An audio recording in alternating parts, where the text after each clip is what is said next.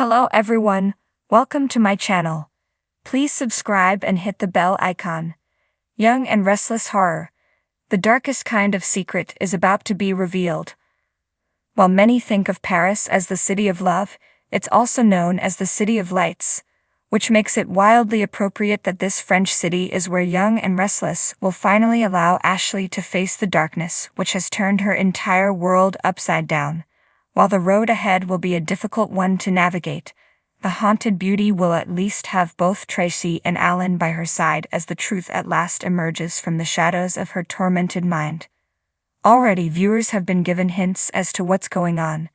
Last week Ashley, Tracy and Alan attempted to recreate the night which seems to have brought forth the chemist's alternate personalities. This week they get closer and closer to the truth, which promises to be more explosive than they could have imagined. Tracy is afraid for her sister, portrayer Beth Maitland told Soap Opera Digest, but determined as well to support her in any way. And Alan is going above and beyond their friendship to protect Ashley in her fragile state. All roads seem to lead to a bar which Ashley headed to after that fateful fight with Tucker. And as revealed in the preview for this week's episodes, it is there that the next major piece of the puzzle comes to light when Alan lays a major shock on the ladies.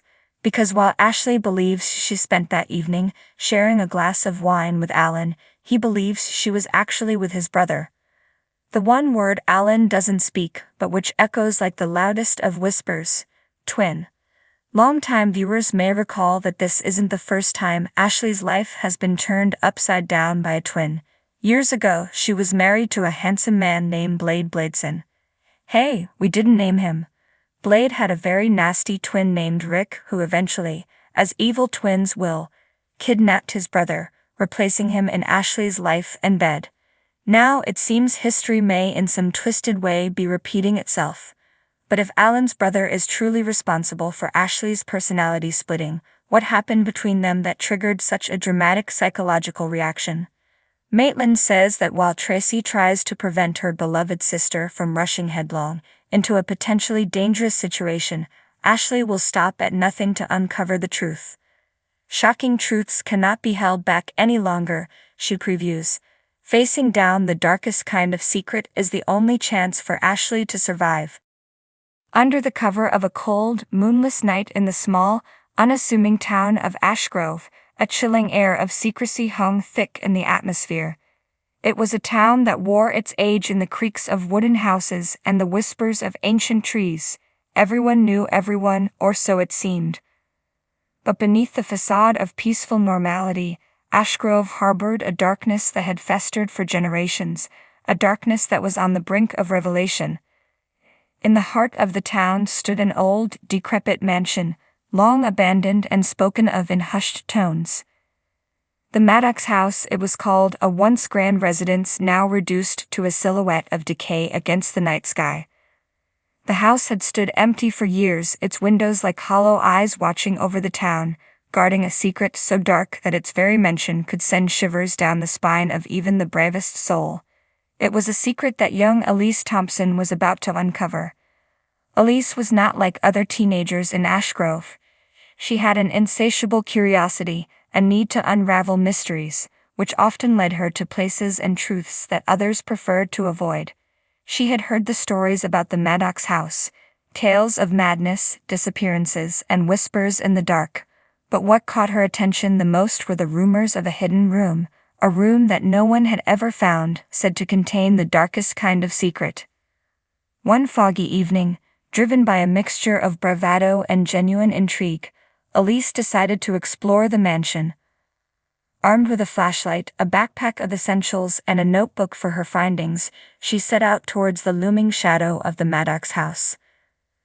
The gate creaked ominously as she pushed it open, the sound echoing in the stillness. The front door, surprisingly unlocked, swung open with a groan, revealing a grand foyer blanketed in dust and cobwebs. Elise's footsteps echoed through the silent halls as she made her way deeper into the house. She could feel the weight of the past pressing down on her, each step feeling like a step back in time. The air was thick with the scent of mildew and something else, something rotten. Her flashlight flickered, casting eerie shadows on the walls, making the old portraits seem almost alive. As she explored, Elise found herself drawn to the basement, the one place where the darkness felt the deepest. The stairs leading down were steep and narrow, and she descended with caution. At the bottom, the basement stretched out before her, a labyrinth of rooms and corridors. It was here, she believed, that the hidden room must be. Hours passed as she meticulously searched, her patience wearing thin.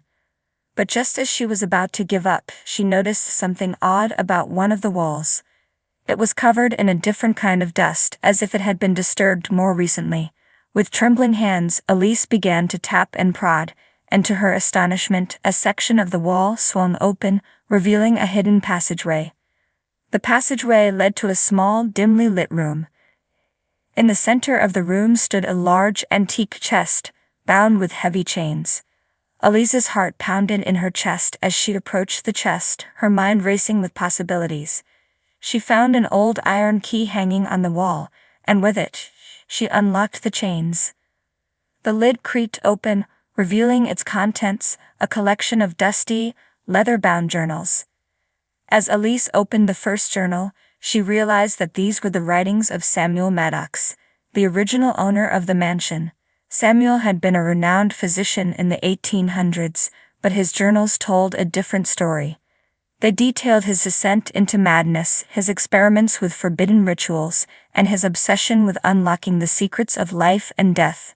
He wrote of a dark entity he had summoned, an entity that promised eternal life in exchange for unspeakable acts.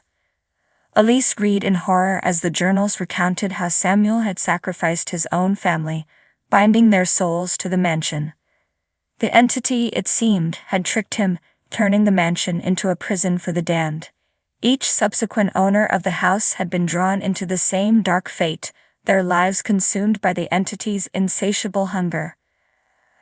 As Elise delved deeper into the journals, she began to feel a presence in the room, a cold, suffocating darkness that seemed to pulse with malevolent intent.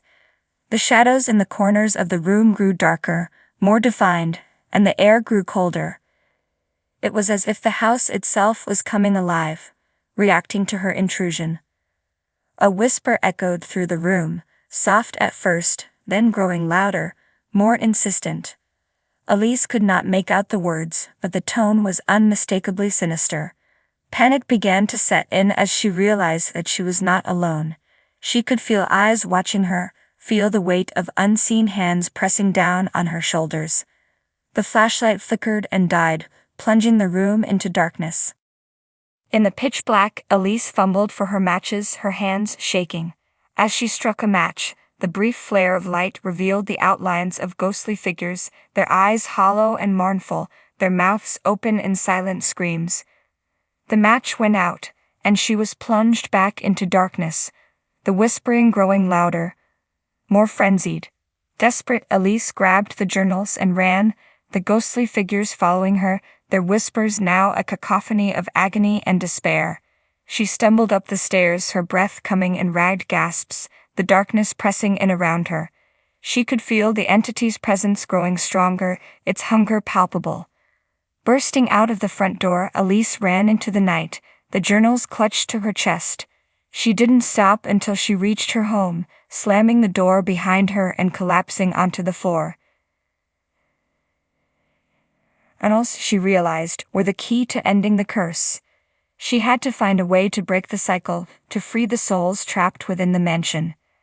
As she pored over the journals, she uncovered a ritual, a way to banish the entity and free the souls. It required a sacrifice, a life of her life. Elise knew what she had to do. With a heavy heart, she prepared for the ritual, gathering the necessary items and making her way back to the Maddox house. The final confrontation was a blur of shadows and light, the entity's rage palpable as Elise recited the incantation. In the end, it was her own blood that sealed the ritual, her sacrifice breaking the entity's hold on the house. As the sun rose, the Maddox house began to crumble, the souls within finally finding peace. Elise's body was never found, but the town of Ashgrove remembered her as a hero, the girl who had uncovered the darkest kind of secret, and freed them all from its curse. The Maddox house was no more, reduced to rubble and memories, its dark history finally laid to rest. And so the town moved on, the shadows receding as light and life returned, the darkest kind of secret finally revealed and vanquished.